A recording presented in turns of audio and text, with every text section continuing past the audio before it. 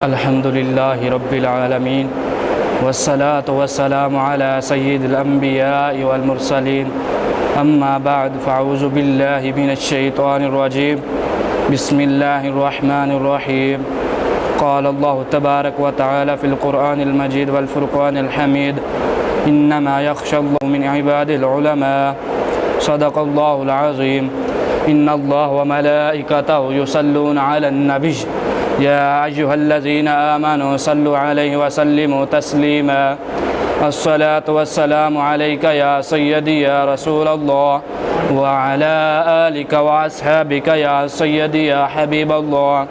الصلاة والسلام عليك يا سيدي يا نبي الله وعلى آلك وأصحابك يا سيدي يا نور الله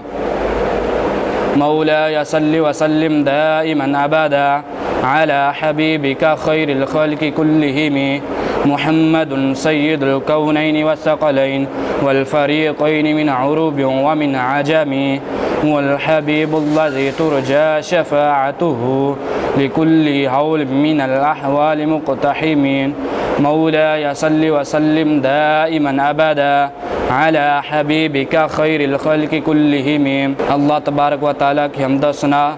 اور حضور نبی کریم رؤوف الرحیم احمد مجتبیٰ جناب محمد مصطفیٰ صلی اللہ علیہ وسلم کی بارگاہ میں ہدیہ درود و اسلام عرض کرنے کے بعد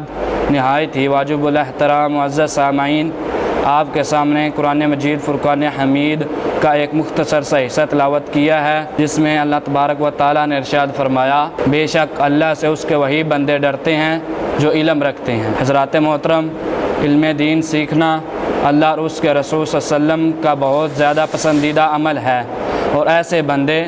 جو علم کی خاطر کوشش کرتے ہیں، قرآن و حدیث میں ان کی عظمت و شان کا بیان موجود ہے۔ اس علم کی بدولت حضرت آدم علیہ السلام کو فرشتوں پر فضیلت حاصل ہوئی۔ علم ایک نور ہے اور جہالت اندھیرا ہے۔ علم کی روشنی سے جہالت اور گمراہی کے اندھیرے دور ہوتے ہیں اور بندہ منزل مقصود تک پہنچ جاتا ہے اور اللہ کی طرف سے دنیا اور آخرت کی نعمتوں سے نوازا جاتا ہے۔ اس حقیقت کو نبی کریم صلی اللہ علیہ وسلم نے اپنے ارشادات کے ساتھ بھی واضح فرمایا۔ حضرت سیدنا ابو درداء رضی اللہ تعالیٰ عنہ سے روایت ہے کہ نبی کریم صلی اللہ علیہ وسلم نے ارشاد فرمایا، اگر کوئی شخص علم کا راستہ اختیار کرے گا تو اللہ اس کے لیے جنت کا راستہ آسان کر دے گا، اور فرشتے طالب علم کی رضا کے لیے اس کے پاؤں کے نیچے اپنے پر بچھاتے ہیں، اور عالم کے لیے آسمان اور زمین میں موجود ہر چیز مغفرت طلب کرتی ہے، یہاں تک کہ پانی میں رہنے والی مچھلیاں بھی اس کے لیے استغفار کرتی ہیں۔ عالم کو عابد پر اس طرح فضیلت ہے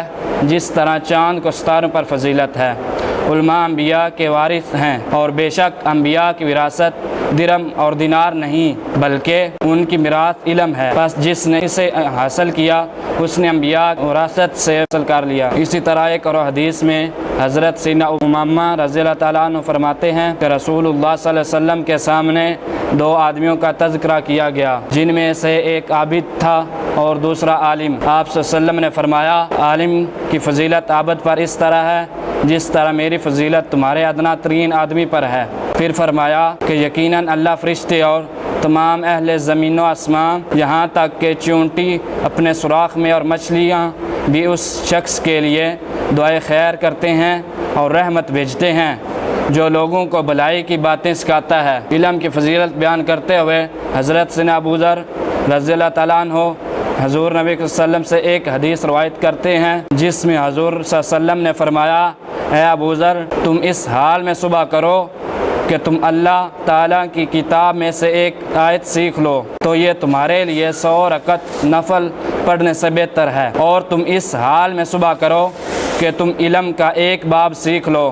چاہے اس پر عمل کیا گیا ہو یا نہ کیا گیا ہو، تو یہ تمہارے لیے 1000 رکعت نوافل ادا کرنے سے بہتر ہے۔ اور ایک اور روایت میں آیا ہے کہ رسول اللہ صلی اللہ علیہ وسلم نے فرمایا، جس آدمی نے اس لیے علم حاصل کیا کہ وہ لوگوں کو سکھائے تو اسے 70 صدیقوں کے ثواب کے برابر اجر عطا فرمایا جائے گا۔ اور آپ صلی اللہ علیہ وسلم نے بھی یہ ارشاد فرمایا کہ جو آدمی کسی باعمل عالم ربانی کے پاس 2 گھڑیاں بیٹھے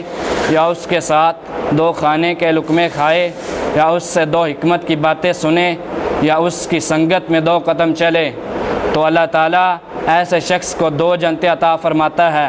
اور ہر جنت دنیا سے 2 گنا بڑی ہے۔ ایک اور حدیث میں جس کو حضرت سیدنا عثمان غنی رضی اللہ تعالیٰ عنہ بیان کرتے ہیں کہ رسول اللہ صلی اللہ علیہ وسلم نے فرمایا قیامت کے دن 3 گروہ لوگوں کی شفاعت کریں گے۔ نمبر 1 انبیاء، نمبر 2 علماء، اور نمبر 3 شہداء۔ عالم کی فضیلت بیان کرتے ہوئے حضرت سیدنا جابر بن عبداللہ بیان کرتے ہیں کہ رسول اللہ صلی اللہ علیہ وسلم نے فرمایا عالم اور عابد کو قیامت کے دن اٹھایا جائے گا۔ عابد سے کہا جائے گا تو جنت میں داخل ہو جا، اور عالم سے کہا جائے گا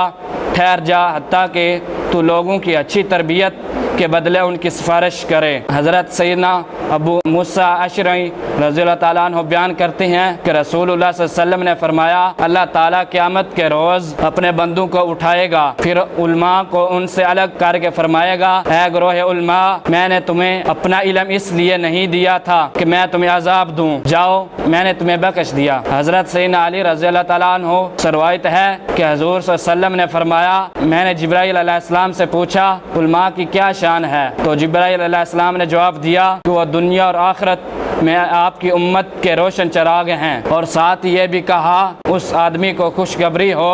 جس نے علماء کی شان کو پہچانا، اور اس کے لیے ہلاکت اور بربادی ہے جس نے علماء کی شان کا انکار کیا۔ علم کی فضیلت، شرافت اور مرتبہ